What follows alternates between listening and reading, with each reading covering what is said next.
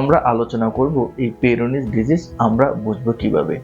সাধারণত physical examination অর্থাৎ একজন বিশেষজ্ঞ আপনাকে পরীক্ষার মাধ্যমেই বুঝতে পারেন যে আপনার পেরোনিস ডিজিজ আছে কিনা, কিংবা আপনি নিজেও চাইলে এটা আপনি অনুভব করতে পারবেন যদি আপনার পেনিসে এরকম অস্বাভাবিক কোনো গতি, চাকা, কিংবা আপনার কাছে যদি মনে হয় যে আপনার পেনিসটা কোনো একদিকে অনেক বেশি বাঁকা হয়ে আছে, সেক্ষেত্রে আপনি নিজে থেকেও কিন্তু একজন এক্সপার্টের শরণাপন্ন হতে পারেন। এছাড়া আলট্রাসোনোগ্রাম এটা একটা মেডিকেল এক্সামিনেশন, একজন রোগী তার পেরোনিস ডিজিজ আছে কিনা সেটা জানতে পারবেন। এখন অনেক তো রোগ নিয়ে আলোচনা হলো, এবার আসে চিকিৎসার বিষয়ে, যে এটার চিকিৎসা কি।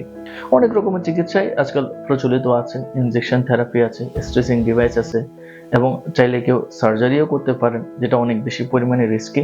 তবে সবচেয়ে সেফ এবং শতভাগ কার্যকরী চিকিৎসা হচ্ছে শক ওয়েভ থেরাপি।